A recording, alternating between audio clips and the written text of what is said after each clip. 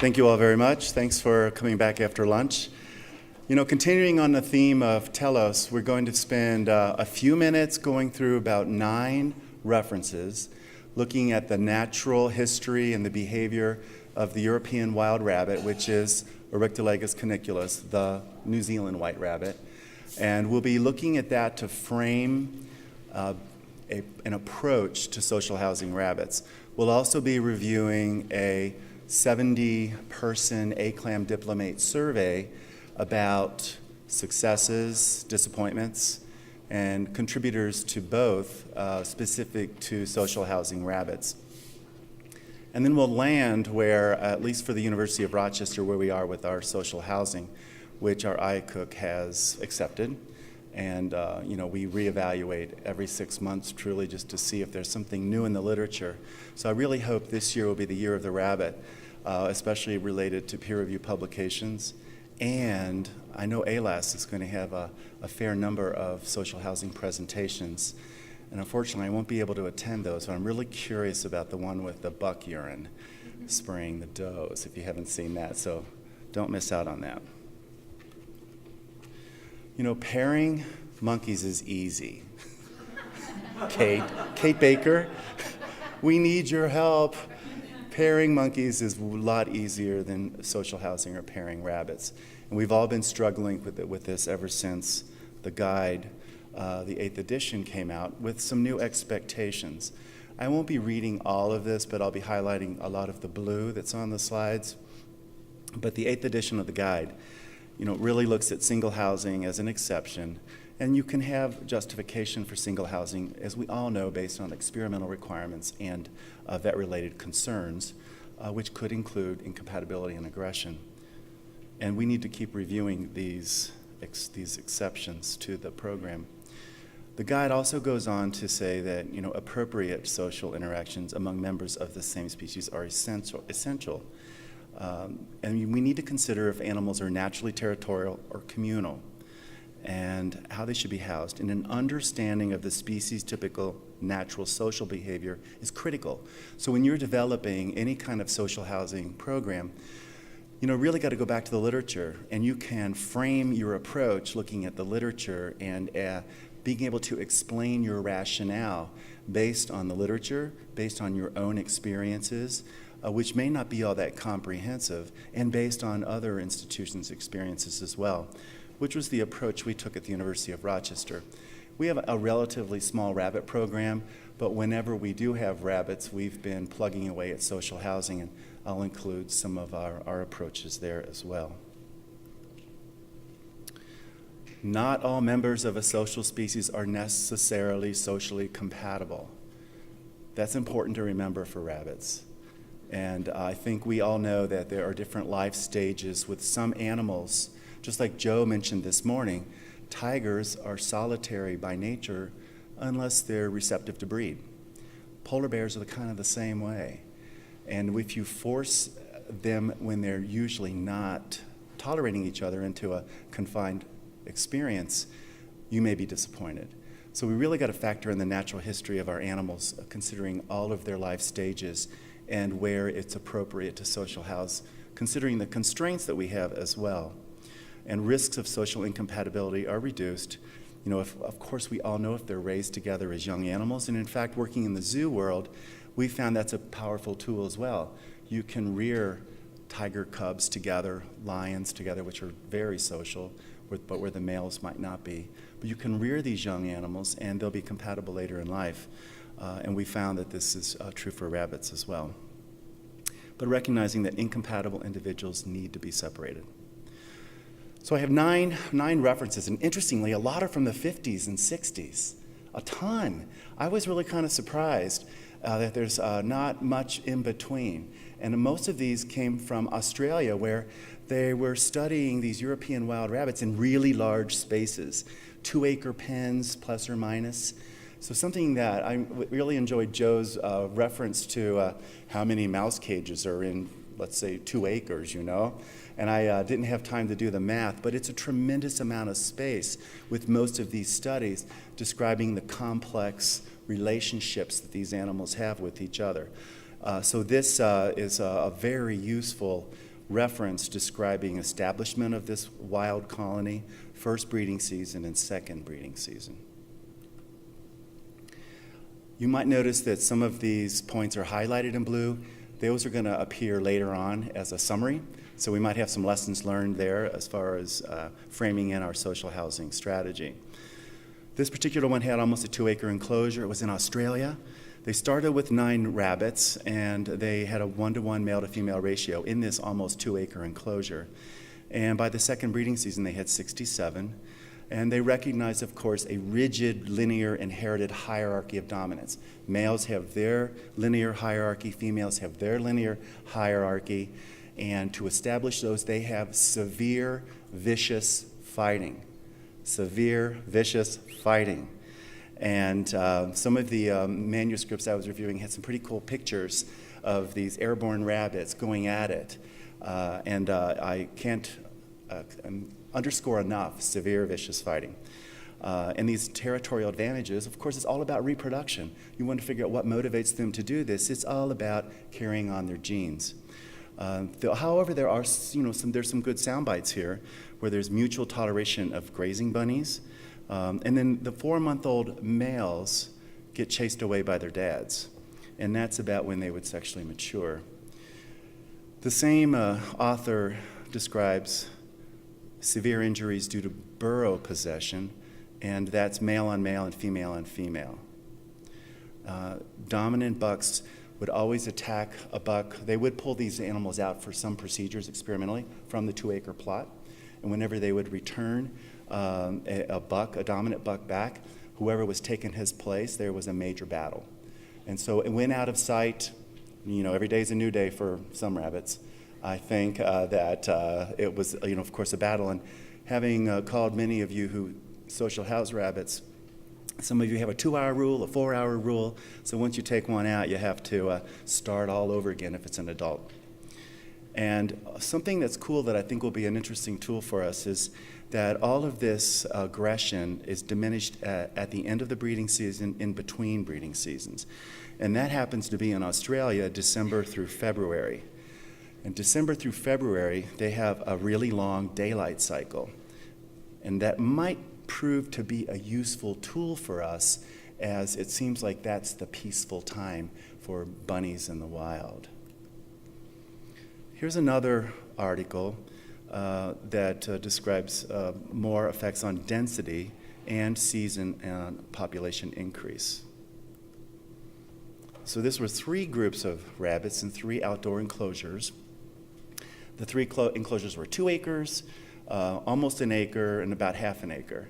And you can see 63/80 is male-female ratio, 63 males to 80 females, 76 males to 125 females, 119 males to 130 females. So a lot of rabbits in these enclosures.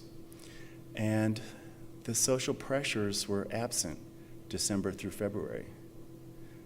Absent. They were resting, they were playing, they were grooming. So, didn't know that. And their feeding peaks were in the evening, 8 p.m. to midnight. They did say that aggression between adult males was always high. Aggression between females was low at lower densities, and they weren't really defending against grazing areas. And you would have decreased resting if they were fed at separate times, so implying that free choice hay is a good idea for social house rabbits. It settles, apparently in the wild when they were supplementing these rabbits, it settles them down. This is the area of Australia where most of these studies occurred. And at the bottom you can see those are calendar months. So one is January, and on the other side 12 is December. And you can see that December, January, and February, those are the peaceful times when you are going to have any peace in the warren at all.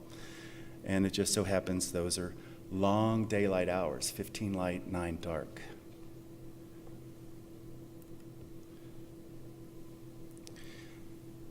It wasn't about food, it wasn't about water. It's sexual aggression for the most part. Chinning is a behavior that the males do. They've got a gland on their chin, and they'll mark areas, and they usually only do that when, again, the females are an estrus receptive to breed. He's marking his territory. And I suspect that might have something to do with when we see the ALAS presentation on urine marking. We'll have to see. There's a lot of chasing during estrus, a lot of circling, licking, nuzzling, but taking ownership in the females for breeding purposes. And inurination, where they'll flip up on their back and a jet of urine will fly in all directions, and especially on the females during estrus or on a rival male, which if you've had any experience social housing rabbits, you've probably seen that, where you get the urine spray all over the place. And that's in protected contact or free contact. You'll see males, again, chasing and fighting other males, and again, it's in estrus, so it makes you wonder about that peaceful time when the females aren't in estrus. The males may attack a virgin female, a new female when they breed them, but if it's an older doe, they don't mess around with fighting with the female. Most of our programs in our facilities are non-breeding situations, but the reason I'm bringing this up, it shows you that a lot of what motivates the aggression is estrus. And this particular author never found a fatal occurrence between the males, but pretty severe bites and lacerations, especially genitals. And I think we've all seen that if you've been involved with social housing rabbits. I know I've seen it. And aggression always increases with population density. So looking at space, it's all about space, even in these 2-acre plots. And you know, after you get a stable group of breeding animals, guess what? The aggression decreases half. You still have aggression, and you have these injuries and these wounds that, you know, as we've been learning more about our constraints, are very significant for us to consider. What's up with the females? Well, they fight too, as so many of you know, and a lot of it's about burrows. They don't like foreign females. And they go through this crankiness associated with estrus. It's a periodic crankiness that probably is responsible for some of our incompatibilities that have surprised us with females that have been paired for long periods of time, and something to stay on top of. However, there's also been, per this author, sometimes fatal evisceration, especially at the beginning of the breeding season. So we're getting back to that whole breeding season. And apparently the females, and I haven't seen this, have a savage biting at the base of their spine, at their tail, that can be really debilitating for the one on the receiving end. And again, it's this crankiness associated with estrus. This author made a lot of really cool observations.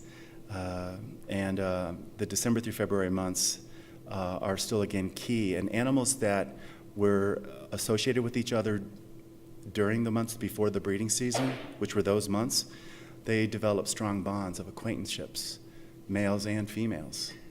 So there's something about that time frame that might help us look at compatibility. Rejected virgin females form compatible groups. Rejected males, forget it. The rejected males, they are always fighting with each other, whoever they could find. And aggression in males, these are adult males, always resulted in, you know, a more defined hierarchy. And again, it was always during breeding season, even at low densities. And for females, unlike males, they did develop mutual tolerance.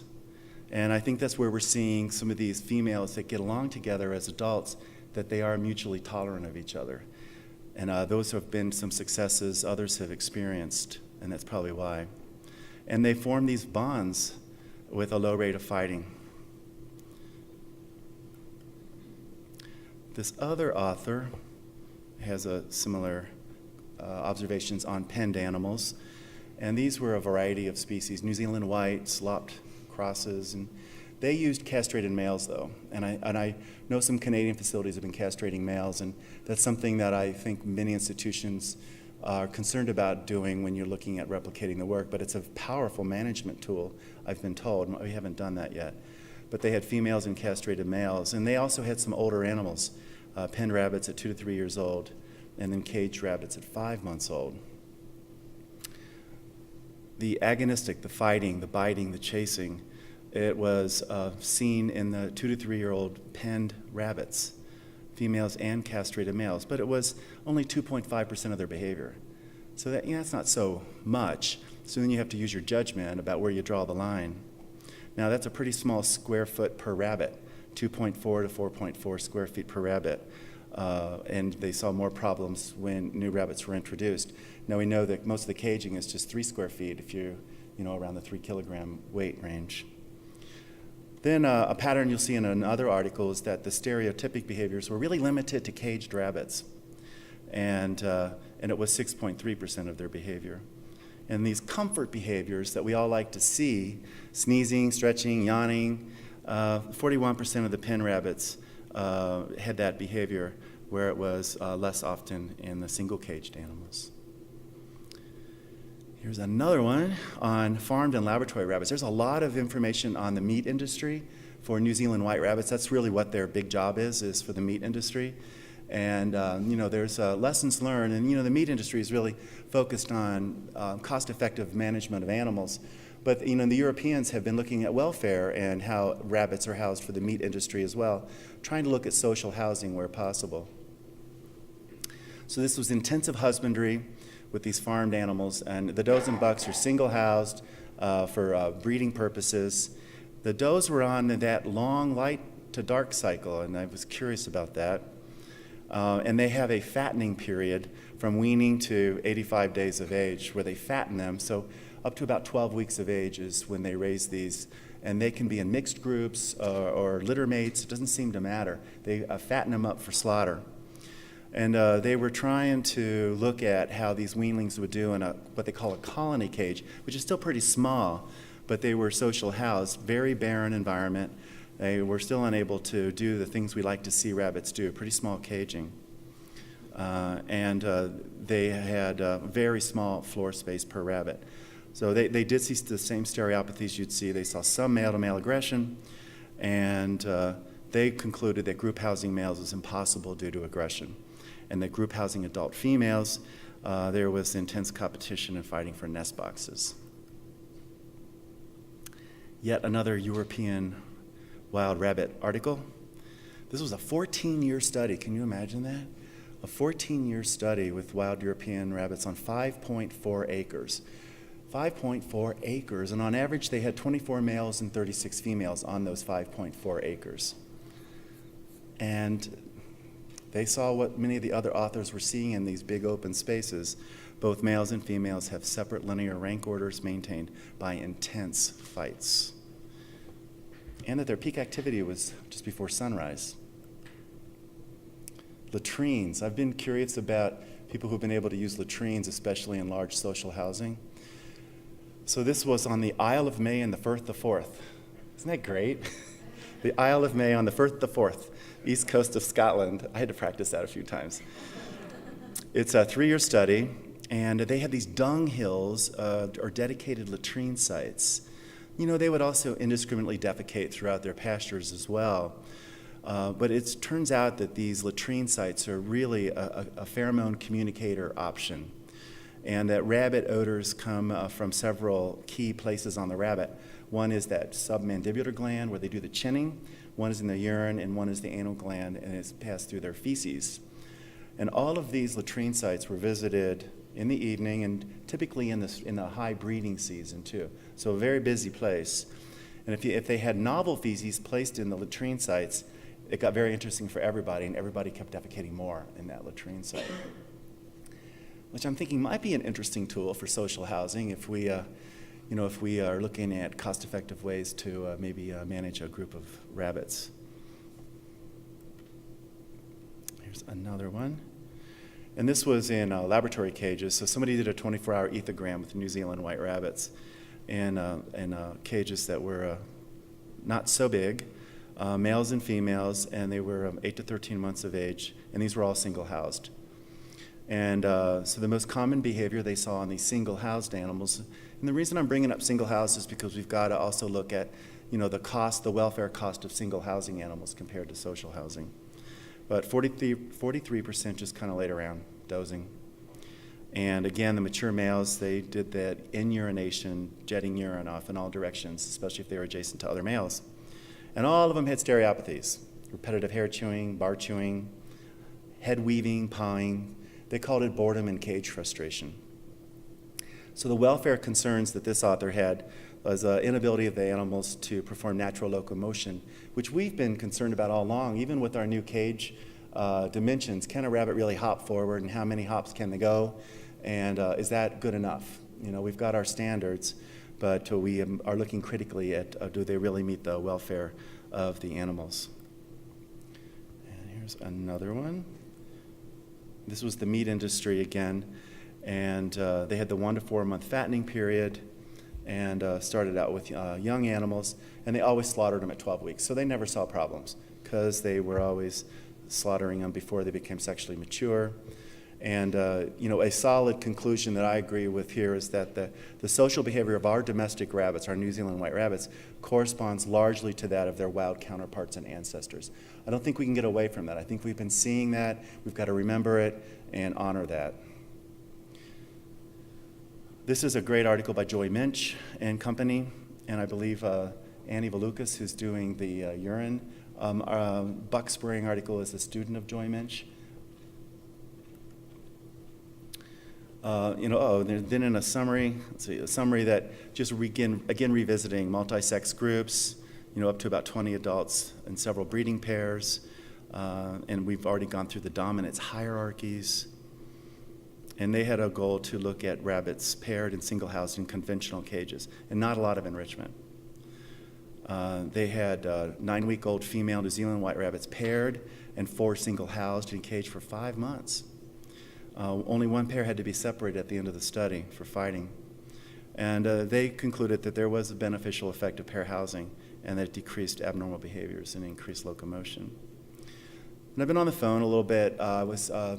I went to Allentown caging and tried to find out who's using these cages. And so I did a little searching and got some information from some institutions and just keeping them anonymous.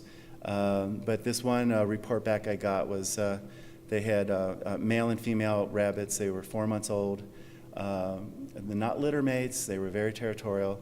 Starred in the same sex pens. Oh boy, pens per, Same pens per room, same sex pens. Yeah, that's what oh, sorry. Let's go on. Same sex, pens. Anyway, they weren't having success with starting that way and then going into these Allentown cages. No success so far. And they were wishing they could have large floor pens for the bunnies, but they had constraints. And we all have those. And we all want them to have more space. Another one had some pair housing. They had 15 successful and 4 unsuccessful pairs. And this was in these cages, same sex, litter mates, pairs, weanlings. This was a breeding program, so they luckily had all these weanlings that you could keep together. Some of their lessons learned, para-neutral cages or pens. The males were incompatible after 18 weeks. There's been a moving number there. Our experience is more like 16 weeks at the university. Most were only for short-term use, so that's all easy, and you don't have to deal with that estrus and reproductive. Their showstopper was to, if they continued to chase, bite, scratch, bleeding for hours, they would call it quits, but not give up right away, because sometimes they do chase each other to exhaustion. As long as they're not bleeding, we have the same philosophy, and breaking up fights with a water bottle. So I sent out a survey in 2013. It was just a 2-question survey. We all hate surveys. So it was 799 of the diplomates. The rest of their emails failed to be delivered from the 2012 director. You know how that goes, bouncing back. So 2 questions, and I only expected to hear back from anybody who has any experience with social housing rabbits. In your experience, what are the contributors to successful pair or group housing of rabbits, and are there any showstoppers? So I got 71 responses at a 9% return rate. But those are 71 responses that had something to say. And it wasn't always bad news. So a quick summary of the survey, looking at contributors to success. Pens, abundant enrichment, rotating toys, including chewable, multiple feed stations. So 48% of the respondents said, these are all good things. Hiding spaces, 48%. So this really contributes to success. Burrows, boxes, visual barriers. And the more floor space, the better. So we had a range of floor space that was provided by some of the respondents. From the smallest was 6 square feet per rabbit. Our institution was at the 13.5 square feet per rabbit because we were housing our rabbits in sheep runs, dog runs, and so they had a lot of space, and only 6 animals in a lot of space. And we got some photos sent to us. This is at the University of Rochester. Lots of bedding, lots of things to climb around on. These are immature male rabbits that were involved in a pretty simple study, a carotid surgical study. So minimally invasive, not a lot of interaction, not a lot of pulling them out of the room, and it worked extremely well. This is another institution that just sent examples of how they social house, lots of space, run through burrows and tunnels. It's 2 feeding troughs out there at the front. This is back at the U of R in a dog run, and sealed epoxy floors, lots of bedding. Our behaviorists really wanted a cardboard box that they could run through instead of get trapped in, and they seemed to spend a lot of time going through those boxes and hopping on top of them as well. This is another institution. Pigmented rabbits apparently have a bad reputation, but not true for all. Some say it's no challenge with pigmented rabbits. This is another institution showing how they've been able to accomplish it. Similar patterns, lots of space, places to hide, lots of bedding. Yet again, another example. You're seeing the similar patterns. So what are the disadvantages per the survey? Labor intense, especially with pens and lots of space. But we really need to start tracking our labor, considering we don't have to wash cages. We didn't find it such a labor-intense experience, and we haven't yet been able to pull the trigger on the latrine use, the litter pan use, but I think that'll be kind of fun to see as we learn more about how that might help us with our spot cleaning. Some people say, you can't track the diet intake per animal, and if that's important to you, I guess that could be a problem. Another comment was that if they're intact males, if they can't be group housed for whatever reason at whatever age, then they didn't feel they could do the females either because of comparison in toxicology studies. And that would definitely have to be an IACUC discussion. More disadvantages, not worth the risk due to aggression and spending hours. Suturing wounds. Hours suturing wounds. I wonder if that was a veterinarian who sent that in.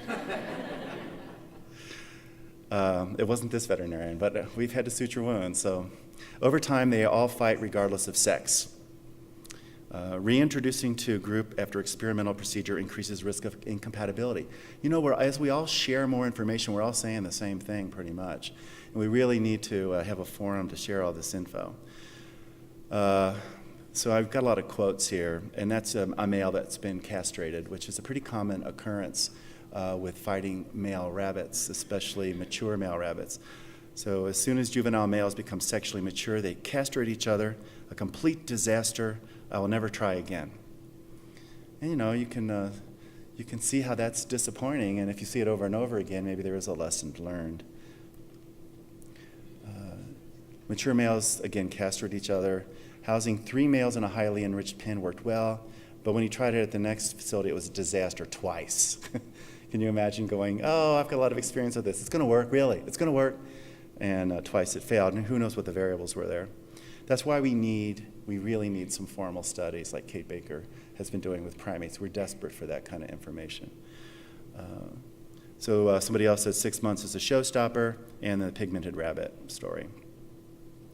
Here's another comment. We just tried social housing, males in the same manner as females. It went well Tuesday through Sunday with some minor scuffling noted. One animal had an eye scratch, but A-okay. Then the next Monday or Tuesday, we came in and had to euthanize 3 animals out of 18 in a pilot project. We had to euthanize 3 out of 18 for severe injuries, including lacerations to the scrotum. And needless to say, we're rethinking this. Apparently pseudopregnancy can be a problem with group-housed females. And, someone else had problems with initial pairing of females that were 3 to 4 months of age, initial pairing of, an older female, and fought with the back trauma and had to euthanize, and it dampened their enthusiasm to try again. There are a lot of benefits, especially if you're getting the right rabbits that don't kill each other. It's really great for morale. Staff like it.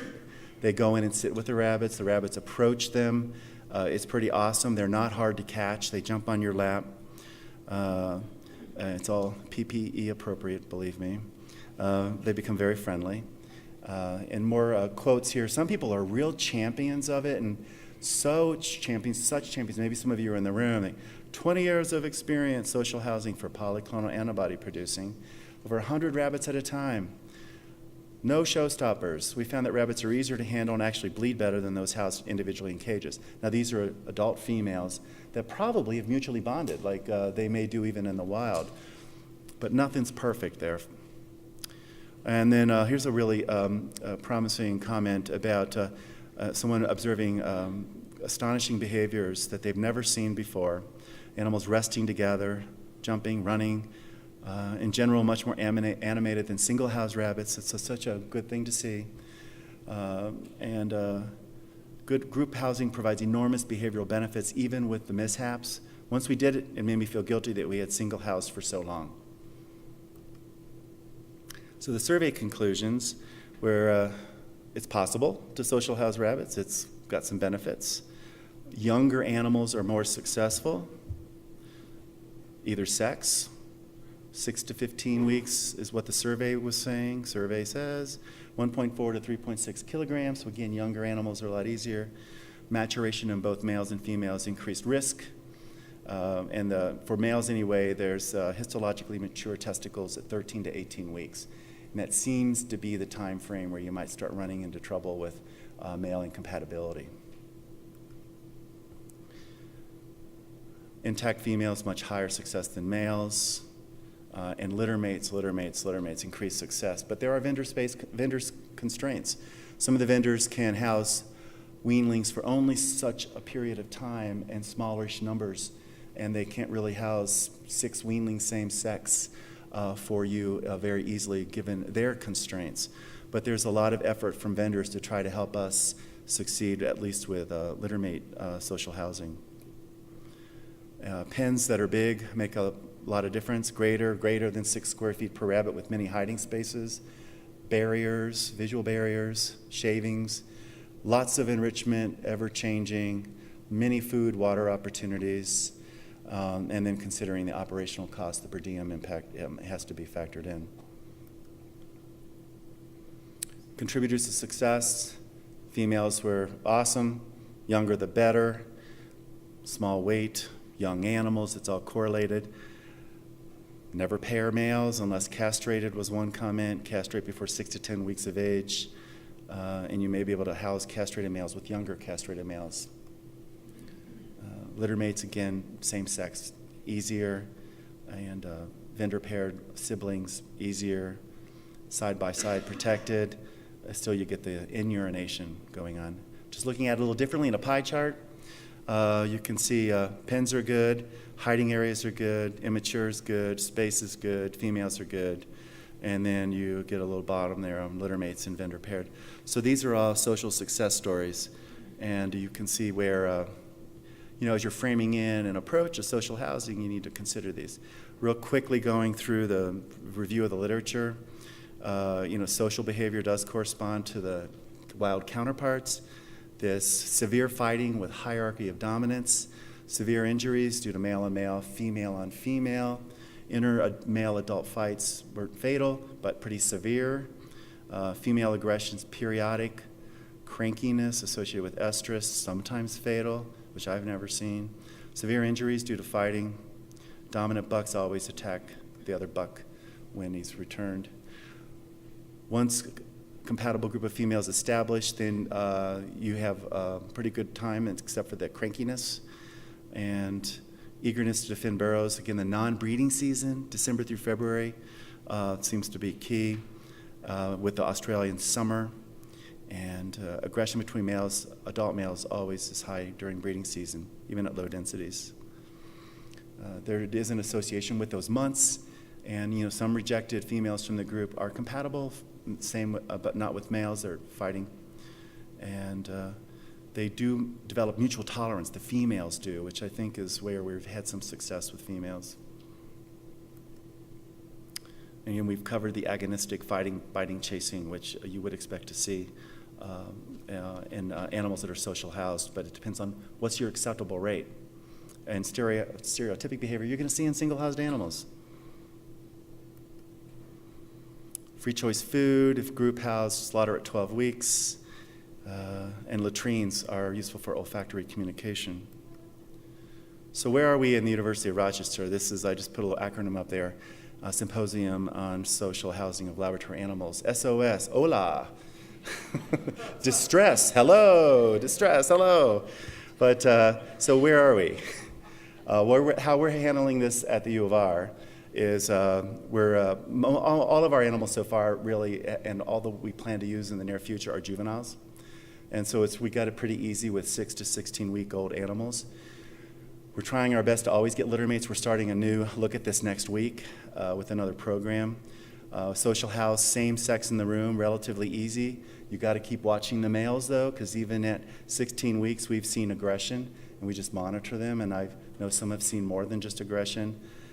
More space the better. So we've got anywhere from 10 to 15 square feet per rabbit in our, depending on what dog run that we use. And since our dogs are on a very low number, we're able to house rabbits in these pens pretty easily.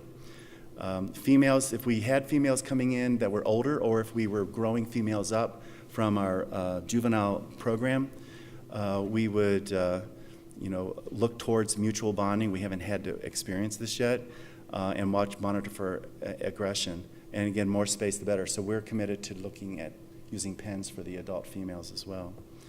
And for males greater than 16 weeks, we plan to single house. And that's a tough position to take, but that's where we are now, considering what we've seen at other institutions and our own institution with their incompatibility driven by their sexual aggressive behavior. With the caveat that all single-housed animals must be in visual contact with other rabbits, highly enriched and ideally provided with periodic opportunity to demonstrate normal hopping and rearing behavior in a pen alone. So we've got a play pen that we have in the room with the cages. So we'll take one rabbit out for half a day or so, depending on the time schedule, and that rabbit will spend all day or half the day in the play pen, and they'll just rotate every day, even on weekends. And it just depends on how many rabbits we have in inventory if they're single-housed. And we have had some single-housed animals in the past that we've done that for. What we're next considering, though, is light cycle. So we want to consider the 15 light, 9 dark non-breeding cycle to see if that might affect or prolong or expand or extend our success with social housing. We haven't done that yet, but I think it's worth considering if the IACUC is okay with it, looking at it as a variable. We're going to consider the litter pan latrine to reduce costs. Of course, free choice hay, multiple feeding stations, and abundant visual barriers, shelves and shelters. They like to hop up and climb around. But what we really, really need is funded scientific, controlled behavioral studies and peer-reviewed publications. We're working on just all of our own experiences, and we're starting a program next week with some rabbits that we might have enough numbers to draw some conclusions. But we really need to look forward to advancing this in a similar way we have with primates. And maybe some of our program practices that we have in our policy will change as we learn more about risk assessment and harm-benefit analysis.